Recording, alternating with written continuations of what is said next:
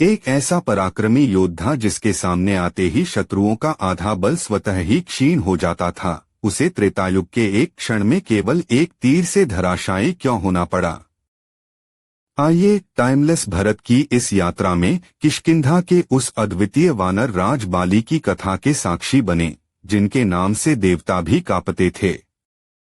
त्रेतायुग के गर्भ में छुपी किष्किंधा की पावन भूमि पर एक ऐसा सूर्य उदय हुआ था जिसके तेज से दिशाएं भी आलोकित हो उठती थीं। शास्त्रों और परंपरा के अनुसार वानर राज बाली साधारण योद्धा नहीं थे, उन्हें ब्रह्मा जी के वरदान से एक अद्भुत और अजेय शक्ति प्राप्त थी।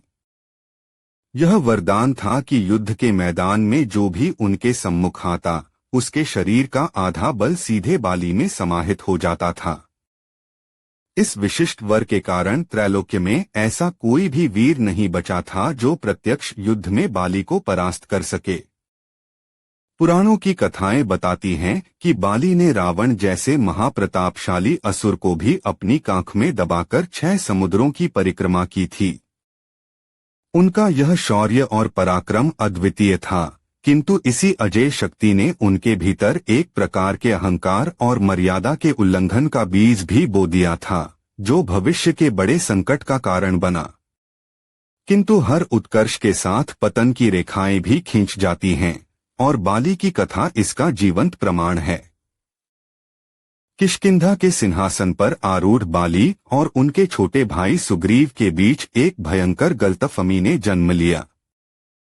एक भयंकर राक्षस मयासुर के पुत्र दुंदुभी और मायावी के साथ हुए द्वंद्व के दौरान एक गुफा के भीतर ऐसी घटना घटी जिसने दोनों भाइयों के बीच अटूट प्रेम को हमेशा के लिए समाप्त कर दिया। पुराणों के अनुसार जब बाली एक लंबी अवधि तक गुफा से बाहर नहीं आए, तो सुग्रीव ने उन्हें मृत मानकर राज्य की रक्षा के लिए गुफा के द्वार पर शिला रख दी और किष्किंधा लौट आए। जब बाली जीवित वापस लौटे तो उन्होंने सुग्रीव के इस कदम को विश्वासघात समझा और अपने ही छोटे भाई को प्राणदंड देने के लिए उद्यत हो गए। इस प्रकार घर का यह गृहक्लेश एक बड़े भाई के असीम क्रोध और एक छोटे भाई के निष्कासन की दुखद कथा बन गया, जिसने किष्किंधा के वैभव को अंदर से हिला दिया।